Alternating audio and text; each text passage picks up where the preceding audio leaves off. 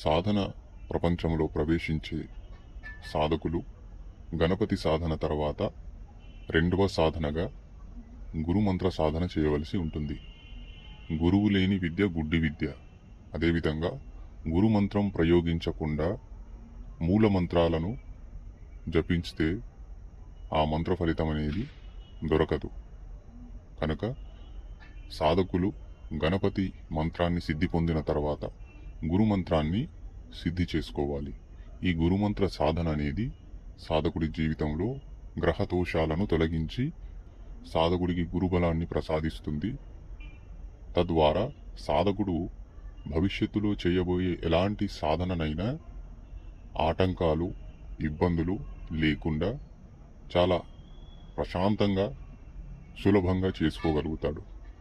ఈ మంత్ర అనుష్ఠానములో గురు దత్తాత్రేయ స్వామి వారి యొక్క గురుమంత్ర సిద్ధిని పొందడం ద్వారా సాధకుడు గురుబలాన్ని పొంది సాధన మార్గంలో అత్యంత వేగవంతంగా ముందుకు వెళ్ళగలుగుతాడు. ఈ గురుమంత్ర సాధన అనుష్ఠానం అనేది రాత్రి 9-10 గంటల సమయంలో ప్రారంభించవచ్చు. రాత్రి చేయలేని వారు ఉదయాన్నే బ్రహ్మ ముహూర్తంలో ఈ సాధన చేయవచ్చు. ఇందులో సాధకుడి వస్త్రాలు కాషాయం రంగుంటాయి.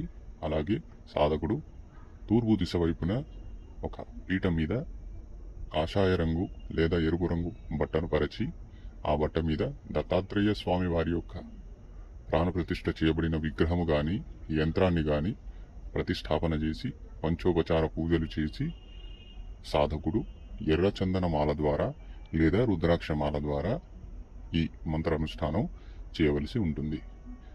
ఈ అనుష్ఠానం ఆఖరి రోజున సాధకుడు ఒక మాల ఆవు నెయ్యి, హోమం చూర్ణము, నవధాన్యాలు ఇవి కలుపుకొని సాధన ఆఖరి రోజు ఒక మాల హోమం చేయవలసి ఉంటుంది.